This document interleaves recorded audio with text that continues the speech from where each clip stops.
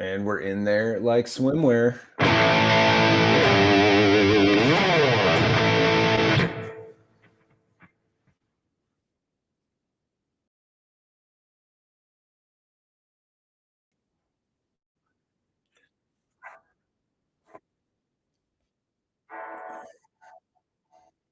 Nice.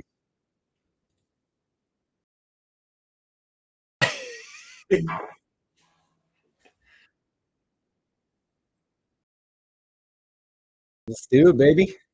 You're live in 3, 2.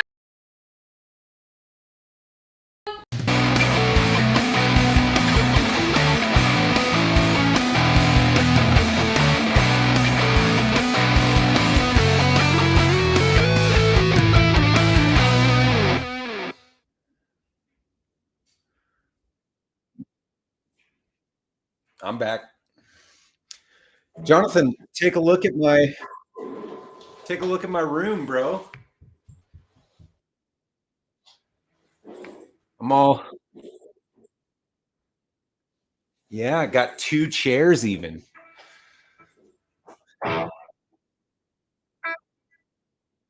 That's right. 2 chairs. Atlanta native. Atlanta native.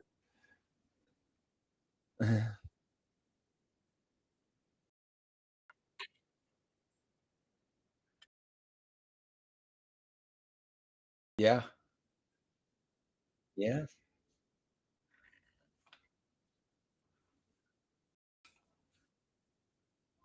Holly Benton. The DC 600 VI, as it were. Lovely name. And Jonathan, what are you holding there today?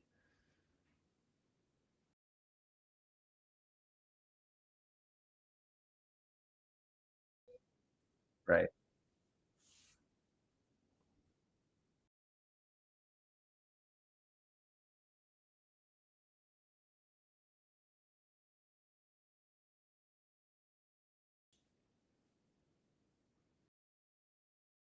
Oh yeah.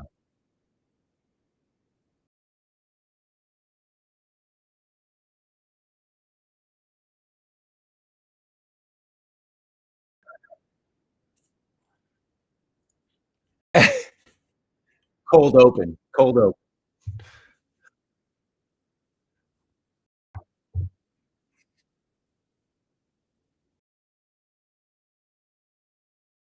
Okay.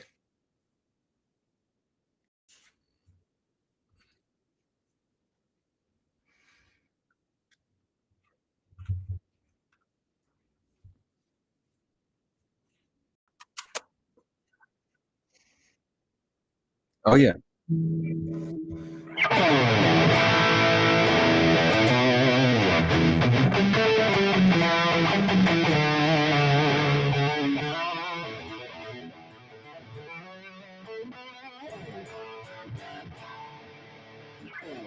There she goes.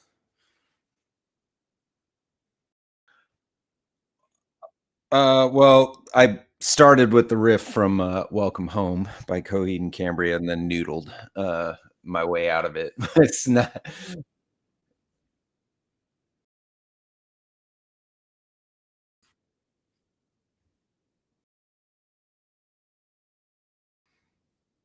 the right amp model. Yeah.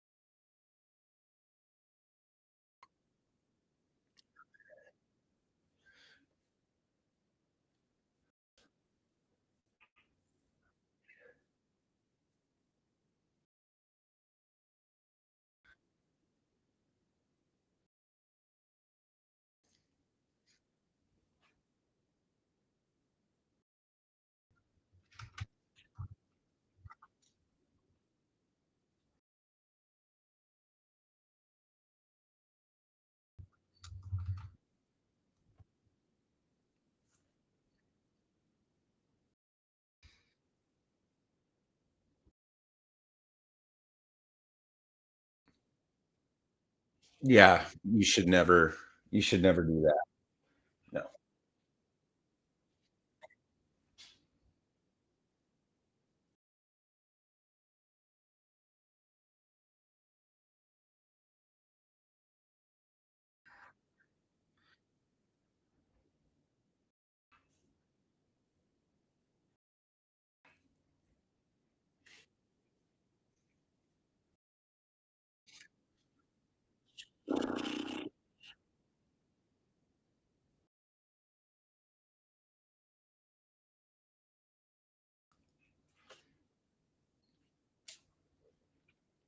Why are we trying to bend words, dude? What it's like, do you have to bend my language to, like, make it palatable for you? I don't think, like, uh, just real quick before we get into it, 2 yards, Jimmy Biter, McDrama Bear, greatest name on YouTube in my opinion, super funny.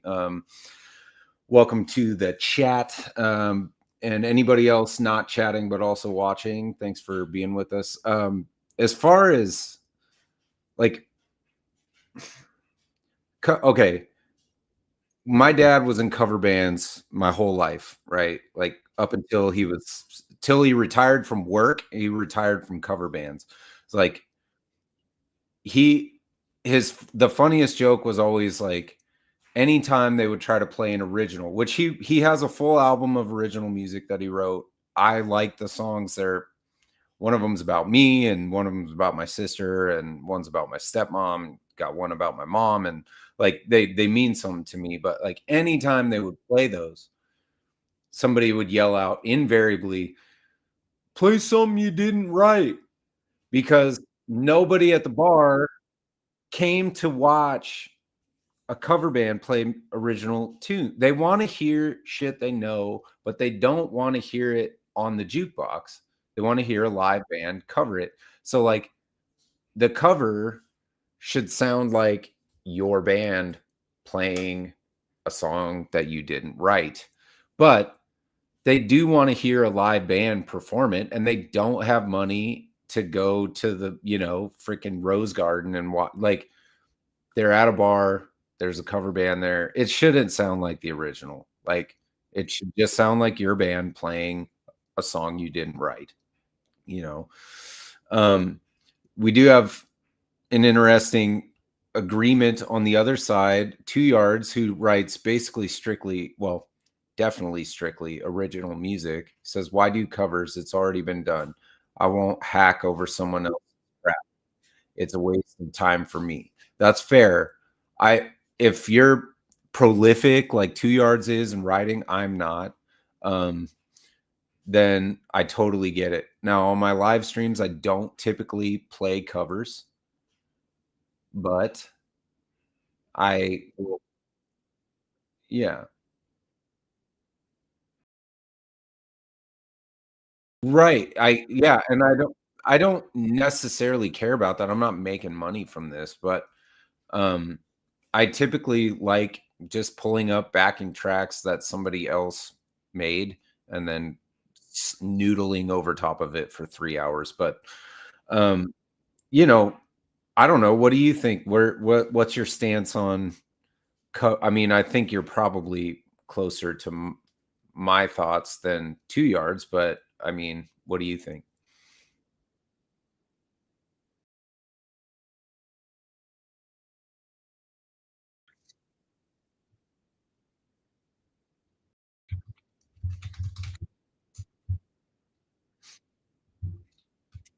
Right.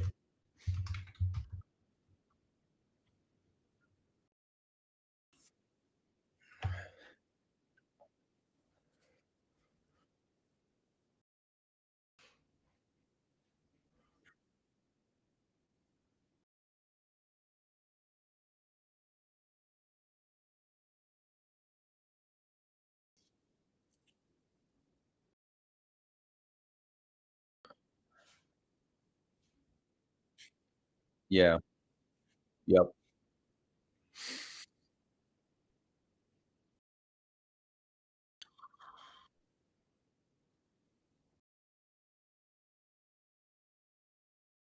Yeah.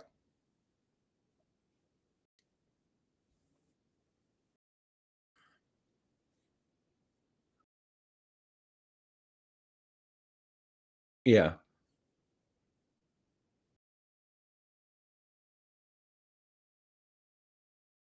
Yeah.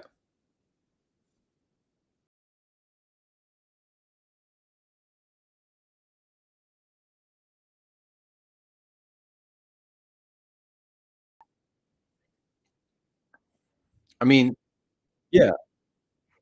Well, think about it this way. I was in like when you're a little kid in school, you do like a winter concert, right? So like you go to music and you work on these songs, and they're what they call standards. They buy the sheet music for all the students, and all the students learn Good King Wenceslas on recorder or whatever, right? Like, so you learn these Christmas standards, or you learn, uh fall, like springtime standards. Like a lot of times at our school, they'll do like some uh springtime songs. They'll sprinkle in like like a patriotic one, because a lot of times it's around Memorial Day or like whatever holiday. Anyway, Veterans Day or something like that. So they'll learn like a song like that. Though that's a cover. You just sit there and like boo your own children for doing a cover because they didn't sound exactly like the original recording of the fucking national anthem or something like that. Like, no, dude, like you're not. It doesn't matter. Like, I think if you're gonna do original music, this brings up Taylor Swift's album, her new album, right? I haven't listened to it, but I saw a TikTok on Instagram because I'm an adult. So I don't watch actual TikTok. I just watch TikToks on Instagram. But like I saw this TikTok where this gal was like playing the songs from the new Taylor Swift album, and then playing all of the songs that subsequently were sound exactly like those Taylor Swift songs. So, there's one that sounds just like ABC by the Jackson 5. There's one that sounds just like a Jonas Brothers song, which also sounds just like an older, like, girl group song from the late 90s or something. It's like all of it, even her original music, it's just fucking covers with different lyrics. Like, that's all it is. And so, that's why I can respect like bands that, you even mentioned this last week about or 2 weeks ago about why can't I remember the name of the band? Well, they did a Dio cover. They did a Kill Switch Engage. Even their new stuff just sounds like they're recycled. Oh, they're covering themselves. So, like, at some point, like, it's all been done. I respect 2 Yards because his original music is so good, and, like, just that, it's very original, but, like, in the same regard, like, I could probably go through 2 Yards catalog and find where he was influenced by other music, because that's the way this shit works.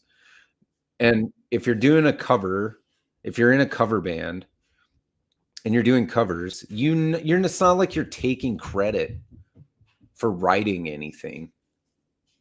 It's just you're entertaining people. Right. Yeah. No, everybody knows that stuff. Like, it's all out in front of you, you know? None of us are trying to pass our cover off as good or better than the original. That's not the way this shit works. Like, it's just for entertaining people. They just wanna tap their foot to a Bachman Turner Overdrive classic while they drink their fucking beer and eat a hot dog. It literally doesn't matter at all. That's why when I was gonna join that cover band, I really wasn't. It's not because they're not good, they are really good. I wasn't nervous because it's very low stakes compared to when I was in original bands and trying to get my music out into the world. Like, very low stakes. Like, I was way more nervous for like a band practice where I was presenting the band with a new song I had just written than I would ever be playing a show in a cover band, because it's no stakes. I didn't write any of this. I have like literally no skin. If I fuck up a solo on Mississippi Queen, no one's gonna give a shit at all. Like, they're just drinking beer and having fun, that's it.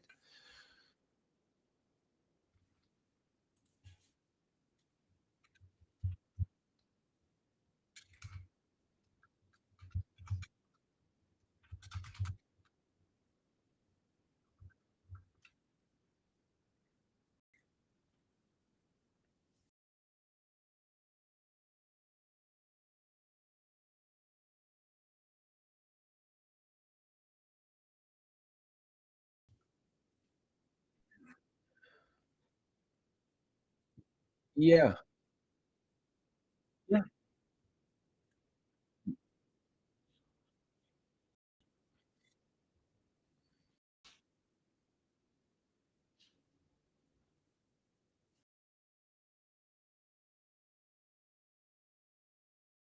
Oh, Greta Van Fleet.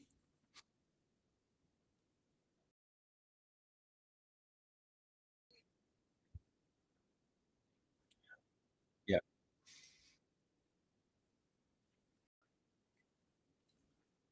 yeah.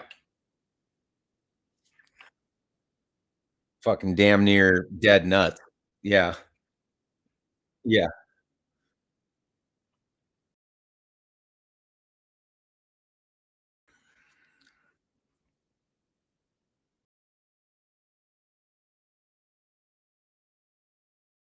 I mean, I just say yeah, 100%, 100%.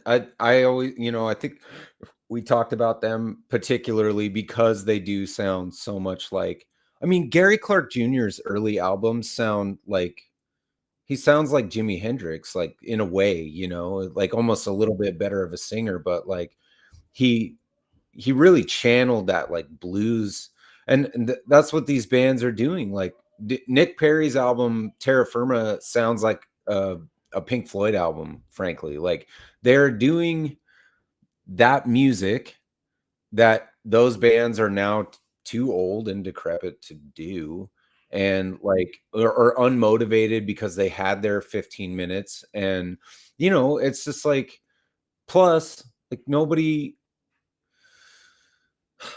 wants to go see, like, the Rolling Stones, like, get wheeled out on a stretcher every night after their show, like, they want a new band that embodies what the Rolling Stones did because, we're vain as a society or what it's not like it's anybody's fault, and I don't mean to, like, speak ill of, the Rolling Stone. I saw, um Paul McCartney in his 60s, and he was ripping, dude, it was awesome, but, like, at the same time, it's like, wouldn't it be great if there was a band out there that was like the Beatles doing that kind of music, like, in youth? Because youth and exuberance is fun in music, it just is.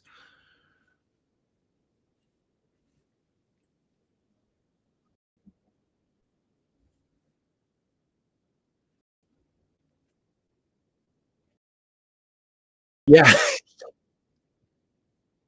Yeah.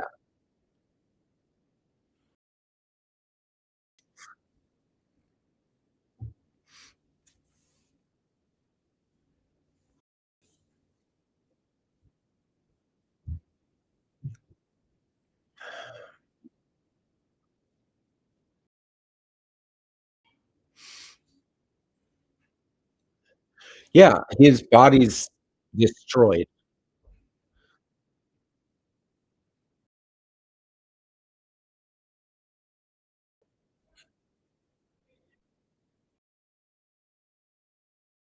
Sure. Yeah. Yeah.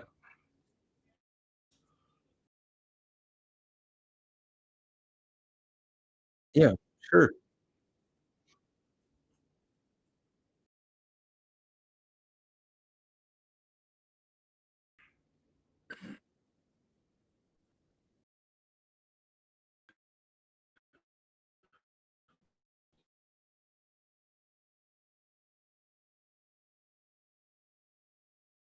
Hang in there, folks, and then we'll address some comments here shortly.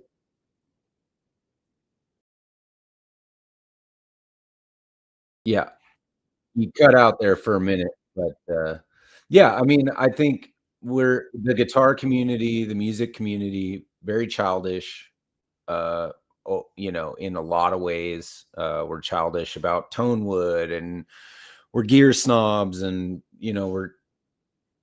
you cut out for me too. Do you have me back yet? I've got Jonathan back, but he doesn't have me. Are you there? Can you see me?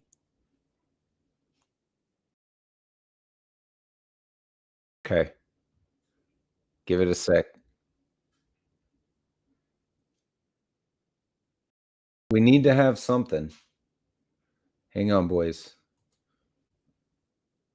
I can hear you. Yep. Let's see what my Ugh. What about now? What about now? Um,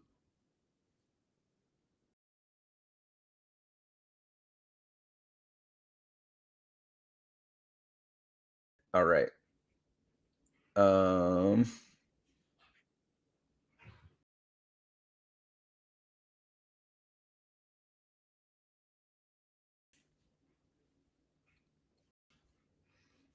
Come on. What about now? Jonathan left the room. Guys still there? Jonathan? I can hear you. Can you hear me? All right. I You know what I forgot to do? I forgot to get off my VPN. Let's tackle I got a few comments I wanted to tackle here real quick and then we can get back on track.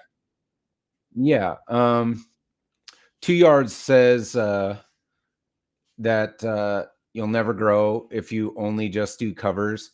I think that's true if you're saying only. So, like, to me, I only did originals for a long time, and then when I started doing some cover work, like, on my own, I actually grew as an artist. My playing got better because I was forced to learn techniques that better players can do. So, I think it goes both ways, but I would say that's a true statement. Brian at Searching for Tone says originals are tougher because they have to be good to capture listeners' attention, where a cover is more recognizable. Also true. I would definitely agree with that.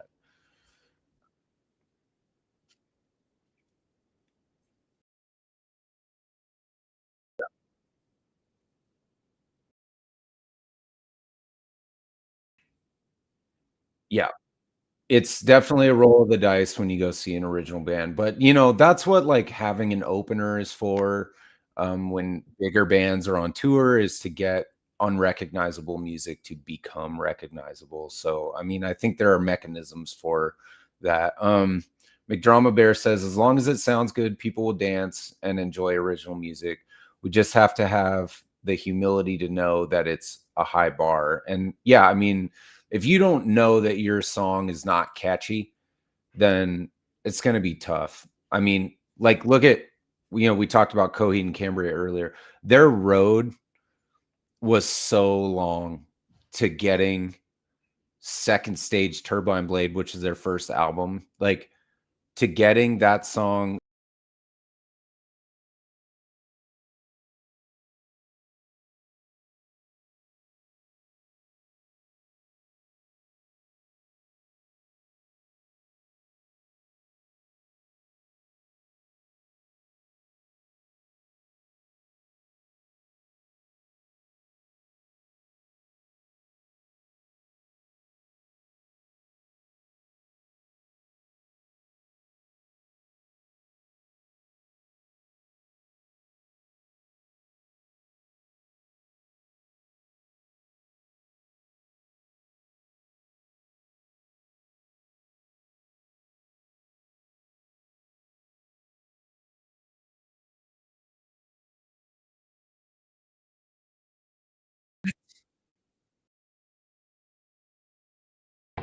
You're back. I'm back. I'm back. We're having a day. It never goes smooth around here, bro.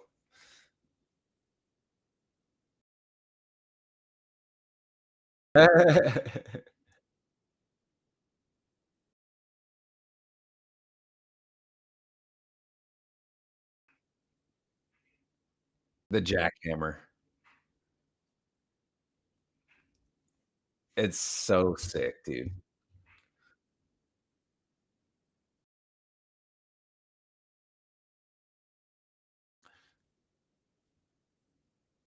Yeah,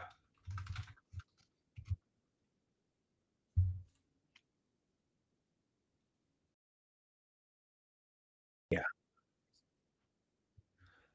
I almost went into debt for it, bro, I'm not gonna lie.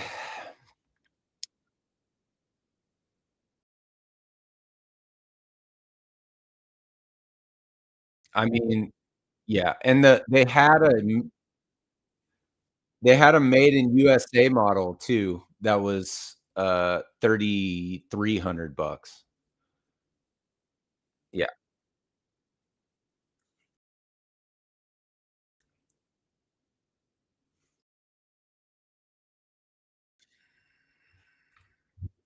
forever.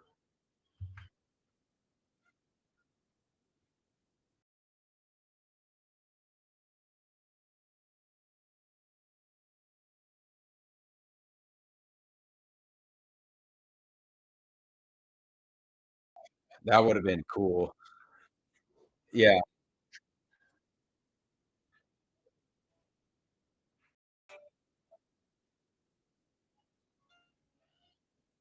they never gave it to him, bro.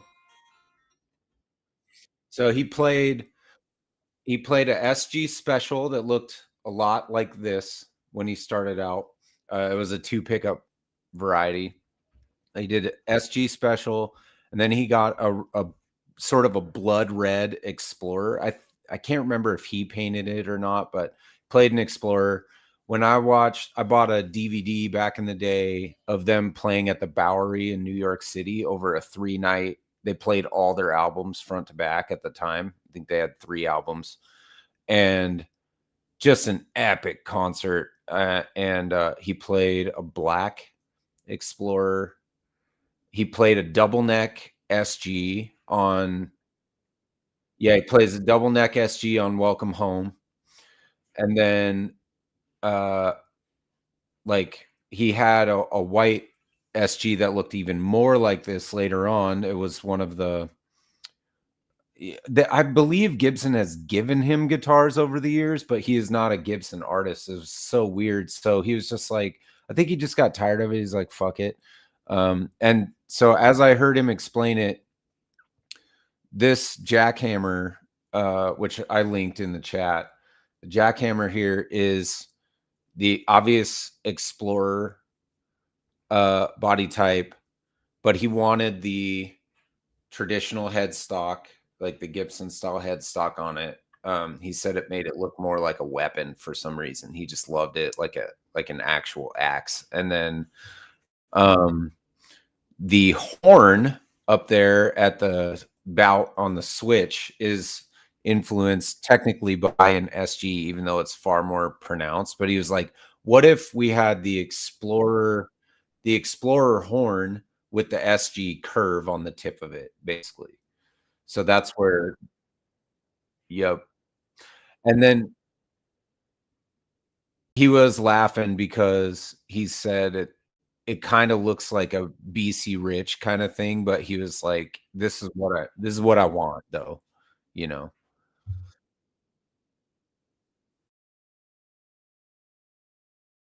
Yeah,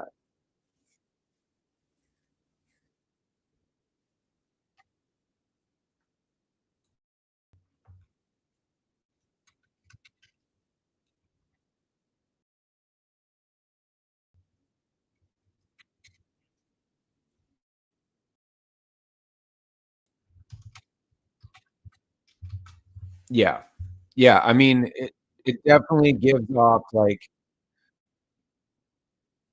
yes, 100%. I like the Y one too. I was like when I was looking at getting one, I was looking at the wood tone, the natural finish, just because, I don't have any guitars like that. So I was like, if I was gonna get I mean, I don't have any guitars like any of these colors because it's such a wild looking guitar, but I was thinking the natural one because I don't have a finish like that on a guitar yet, and, they're really cool, man. What else has dropped recently?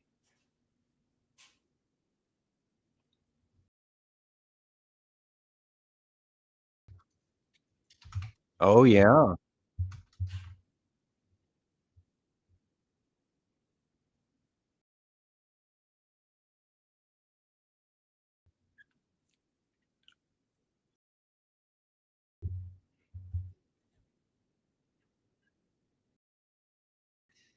Yep.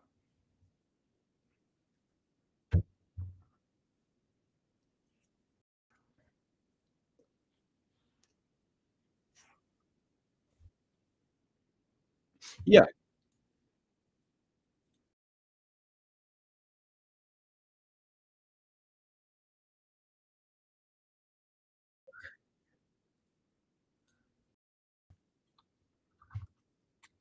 yeah,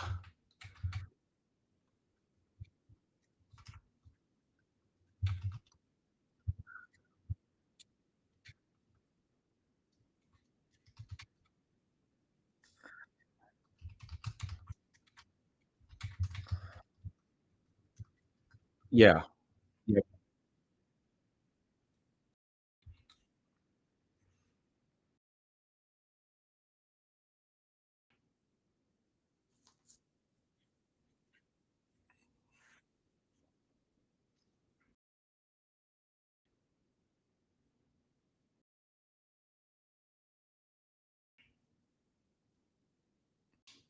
nice. Yeah, yeah, I think I saw the video of it. It looks super sick.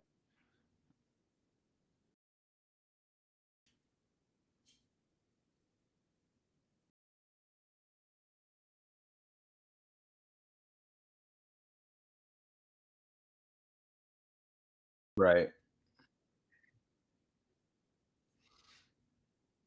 Yeah,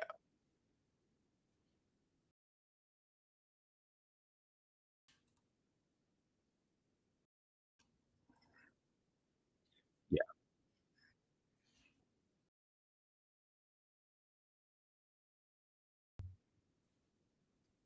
yep,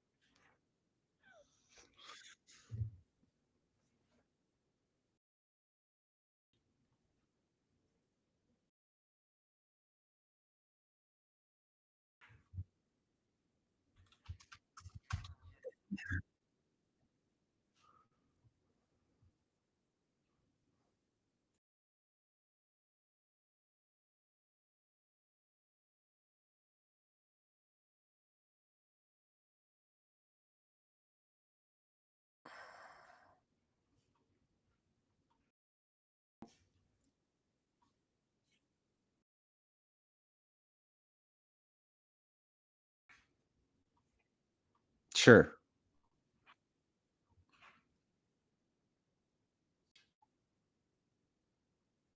You're back.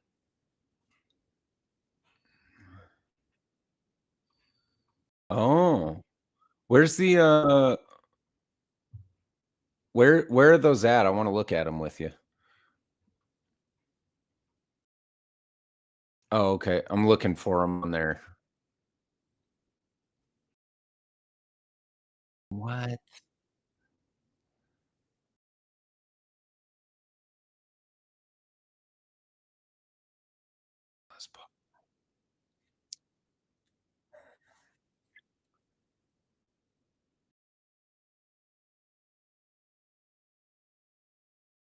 Yeah,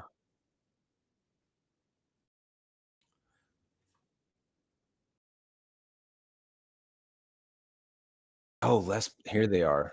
Les Paul Custom 70s. Huh.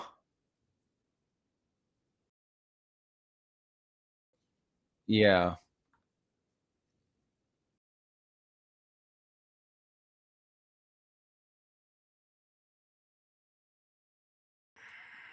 Probably not. Yeah, the side profile does not the neck profile looks right for the custom. The side profile, um, it does not have the pancake. Now, I don't know that customs had the pancake. I believe that the pancake body was mainly for the deluxes, and I think I think the Kalamazoo did a pancake. And the pancake body was only for a couple of years in the 70s. It wasn't throughout. Mine's a 78. I don't have a pancake body. It's actually one piece mahogany back, which is why it's so fucking heavy. Um, yeah, so they the bigger issue is that they're doing straight mahogany neck, but the neck construction, now this is getting into like real nerdy shit here, was mahogany, maple, mahogany side by side up the neck. And actually, hold on one second. Do a little history lesson. Yeah. Yeah. So you'll see on here, there is no seam on my back. There's no, yep, there's no seam. And if you look down the side, there's no pancake either. But if you look on the back of the neck, you see the stripe. So we've got mahogany, mahogany, and then maple down the middle. And that's actually what made it wasn't even the volute. That was what made the neck on this, in my opinion, this particular neck construction better is having that maple down the middle. And I don't I don't know how maybe they're just saying accurate profile, which would be, I think, 90% of what people actually want. And you'll notice on this too, like I do have a volute, but it's not, hold on, not super pronounced. Like it's pretty small. Almost huge volute. And that was indicative of early 70s construction. So it just depends on what era they're going for, what model they sort of used to, base this off of. But like Robert Baker has a 79 Kalamazoo, and I don't think, yeah, the KM model custom. And probably these are closer to something like that, I would guess.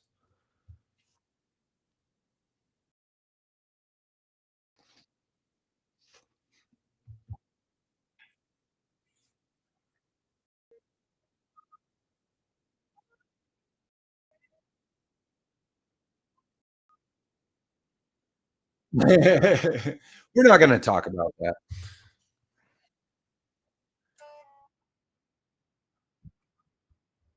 Yes, big 70s guy. Yep.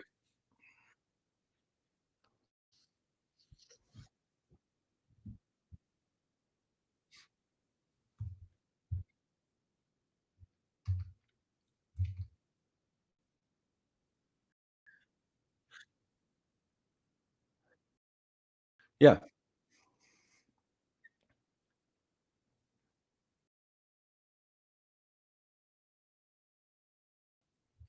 Yeah, that is the most 70s one for sure. The tuxedo and the black, those are, like, more 50s style kind of. Wine red's pretty 70s, but I would agree with you. The smokehouse dirty sun tobacco burst is more indicative for sure.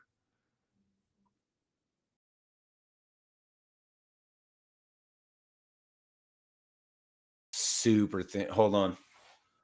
Yeah, so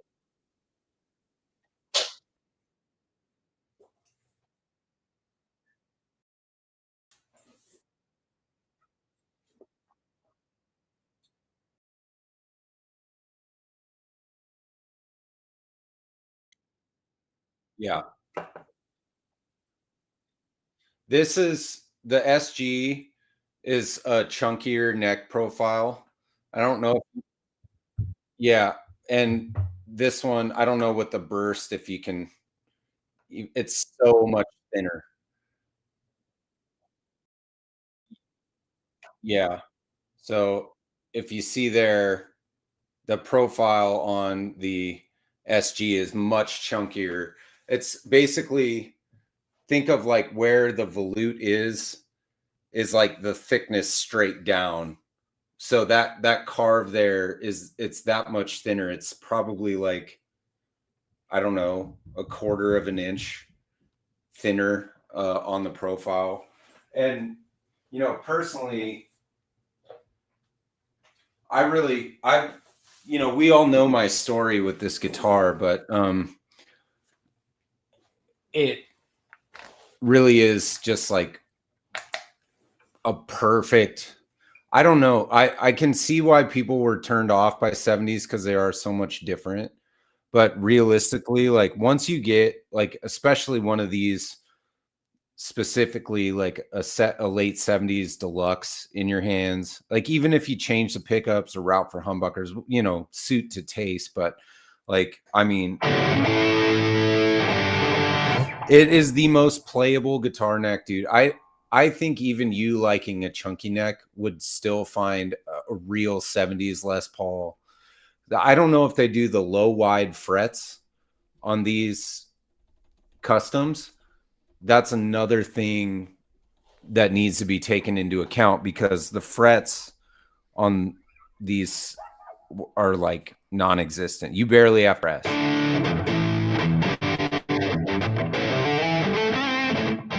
And people don't like that, but I always love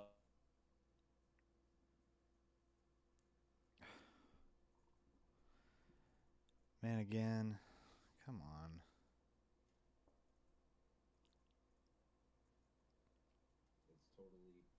There we go. totally fair. Oh, you're back. Yeah.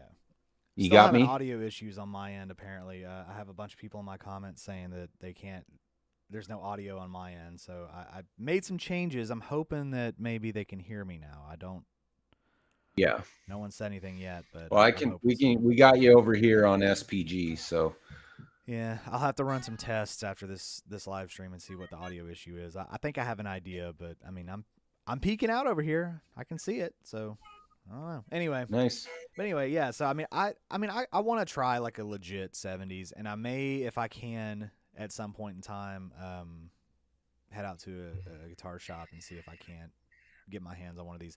I doubt it. I highly doubt that I'll be able to They go see can one be of these, but- expensive.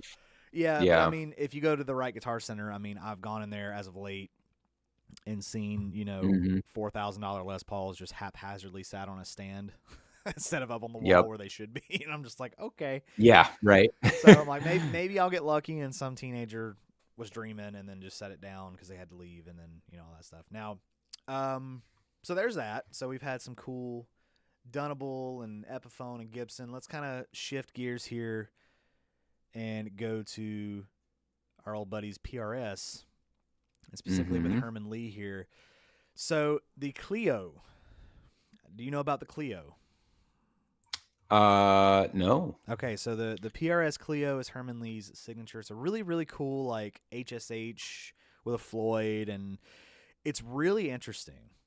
And it's a really cool guitar, but they are expensive as shit. I think they're like $4,000. Something like that, $4,000 or $5,000, probably even higher than that. I think they might be $7,000. They're expensive. In fact, I want to get a solid number, so we're gonna go to Sweetwater here and see, not Sweet Tater, Sweetwater. If I can't even see. I gotta go to the eye doctor, man. Anyway, let's go to Sweetwater real quick and see what these bad boys go to. Either way, while I'm doing that, what they did naturally is they released a SE version. So they have an SE Clio, and they are really cool, but those are not affordable by any means, and I believe they are the most expensive SEs, clocking in at $1,999. So yeah. I saw that. I saw that they had a really expensive SE. What the hell are they doing, man? So they have, it is $2,000 for an SE. That is the most expensive one I have seen thus far. But it's really cool. It is really, really cool. Now, again, I'm not like, I like Dragon Force. I do. I like Herman Lee. He's cool. I'm trying to find the PRS, one, the actual one, if that's even on here still. I don't even know if they have them on Sweetwater. But yeah, I mean, I think it suits him. Honestly, I do. I think it suits him really well. And it's cool. We're gonna go high to low and see what we can't do here. I like this. I like doing the doing the screen share thing and seeing. Yeah, we don't have it on my channel, so we'll have to figure that out. Yeah. But you know, it's all good. Yeah. I'm sharing links to stuff. Hey, they said they can hear me. Cool, but it's pretty low. Okay. Nice. Cool. Well, I'll jack up my mic. I'll yell. I'll talk really loud. I don't see it on here. But anyway. What the hell? Oh, man, I'm looking at all these really funny. Sweet PRSs though. Man, they got a ton of really nice. I'm trying to find you a perfectly priced and outfitted Gibson Les Paul Deluxe right now. Yeah, and see, and that's another thing too. So going back to the Gibson thing, I just thought it was interesting with the PRS thing about how freaking expensive of an SE that was. I mean, I was like, holy crap. That's anyway, wild. Yeah, so with the Deluxe mini humbuckers, I think that was kind of the thing with them, right? Yep. Yeah. So I had for a very, very, very short amount of time it was one of those SG special reissue things, like one of the more affordable Gibsons. I got it used, and it had mini humbuckers in it.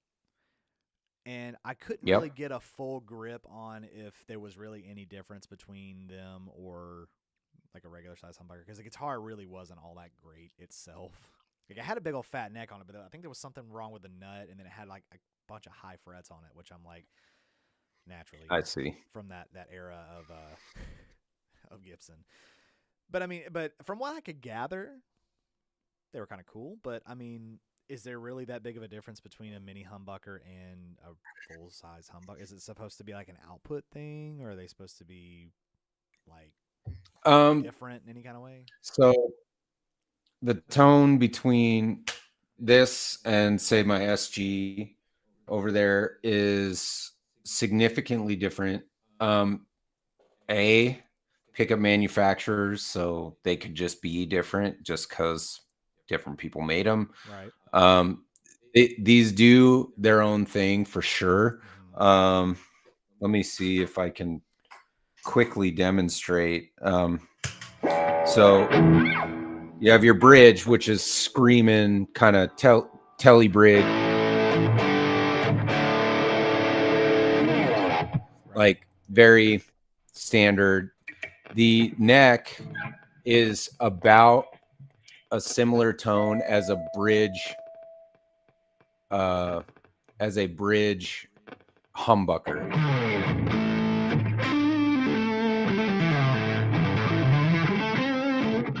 So that kind of sounds PAF-ish in the neck. Yeah. And then the middle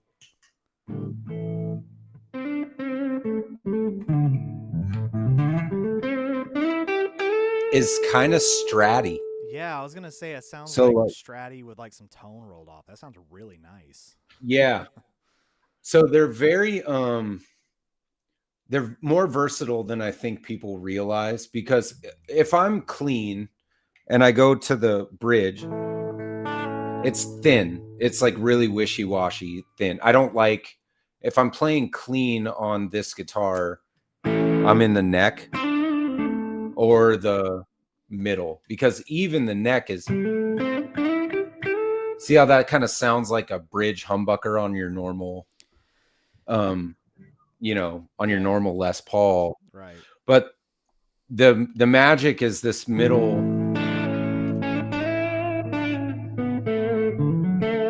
like Strat kind of tone, which is really fun if you want to, play whatever your favorite Strat players are. You can get that out of this thing. So they're more versatile than I think people give them credit for. Right. Now, are they going to be the same kind of pickups? As the humbucker stuff. Are they going to be the same kind of pickups? Like I have the Firebird pulled up over here. I think that the Gibson has a Les Paul with mini humbuckers in their lineup right now. It's like a reissue kind of thing. Not necessarily a 70s thing, but I mean it's the same thing as in like a Firebird, right? Negative. Okay, that's because that's what I was wondering. I didn't know if it was like a Jazz Masters, not a P90 kind of thing. It is the same. So the mini humbucker. There we go. They have this white surround here, which makes it the same size as a P90. So if you look for 70s deluxes, a lot of times, and I'm looking at them now, every fifth one has P90s in it. That's what Mike Ness from Social Distortion did. He put P90s in his 70s deluxe. So a lot of people love the neck, the frets. They don't love what they get. These are squealers, dude. They're very bright. So like when I have an amp cranked up, I remember many a night gigging this out where feedback was a huge issue. And I didn't know about like anti-feedback pedals and stuff like that. So like they can be an issue. A lot of guys go for P90s. But this is different than a Firebird pickup. And I cannot tell you how.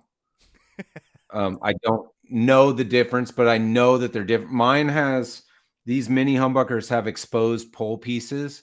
Firebird pickups are flat metal over the top. There is no pole piece adjustment. So they're wound differently and and I have my little monstrosity back here, the Firebird. Those Lawler pickups I have in there could not sound more different than these. And these are just, by the way, the 70s. EPIPHONE was the only company manufacturing a mini humbucker. These 70s Gibsons have EPIPHONE pickups in it. Fun facts. Cool. Yeah. So like the EPIPHONE had a hollow body that they were selling with the mini humbuckers. Right. And then when Gibson bought EPIPHONE, they weren't selling those hollow bodies anymore. And that's why they made the deluxe. They were getting rid of all of the mini humbuckers manufactured by EPIPHONE. But I think it sounds cool. Yeah, I was going to say, so just for everybody on my channel, what he was talking about, I don't know if you can really see. I'm trying to zoom. So if you see up in the above my head what he was talking about on the Firebird, no pole pieces there. And then I did find on Sweetwater too, they do have a Les Paul Deluxe. You can see that they have pole pieces, but you can see where I'm like, hey, I mean, they're so similar. They're so similar. The only thing that I will say that I don't like is just it looks weird. It does. It looks like someone literally took a humbucker, cut it in half, and then moved the top one up close to the neck, and then moved the other one closer. Or it's just like they took the bottom part of each and the top part or whatever, and just, or it's like they just split one humbucker in half and said your half goes here, your half goes here. It just looks weird, and it looks even looks even worse in a gold top because I cannot tell you how much I don't like gold top Les Pauls. If I've ever said that before, if I've never said it before, I'm saying it now. I do not like gold top Les Pauls. I just don't. I am with you on that 100%. Jimmy has contributed here with the mini humbucker. He said a mini humbucker is picking up a smaller cross section of the string, so they may tend to sound a bit brighter than a full size humbucker. Right? Yeah. Okay. So 100%. Yeah, because like to me, I never but it is just a condensed. It's just a condensed. It is like a half size humbucker. I mean, it's a mini humbucker, so it is strange. I'm not gonna argue with that it looks weird because it totally does. Oh, I found you one on Reverb. Oh, hell yeah. 1978. Send me a link and I'll open it up over here. So, exactly like mine. It's only $5,600, Jonathan. You know what? I'm not even gonna sit and say that that's terrible because I've seen one. I've seen if that's the full guitar, I'm assuming. Yeah. I know that sounds crazy, but again, on the Agafish video, It they is. were showing one that was like a broken ass husk with, I think it had a busted headstock on it, and they were asking like $2,000, and I'm like, you're out of your goddamn mind. But anyway, let me see. Yeah. The 78s seem to be on par, like a little more pricey than, like, once you get into the later 70s, like the 71s and 2s are Yeah. typically a little less expensive. Right. This one though is, I guess it just depends. You can buy one that's not all original and then, you know, throw some Epiphone mini humbuckers in it. But yeah, I mean, I'm seeing 10 grand for this one for the 1970, which is like a pancake body. Frankly, in my opinion, the pancake bodies are going to be a worse guitar. So if you go into the later years and you get something like this where it's a full slab, you're going to be happier with that, I think. Yeah, I mean, because I And like a also, heavier guitar. If it's full, like full fat mahogany, like, and it's like a backbreaker, yeah, I mean, I'm on it all day long. This one looks very familiar. this thing's 13 pounds, brother. This one looks very familiar. It's almost like you're trying to tell me that we should twin out on this. Oh, dude, if we had twin Twin 70 deluxes, yeah, I would be such a happy man.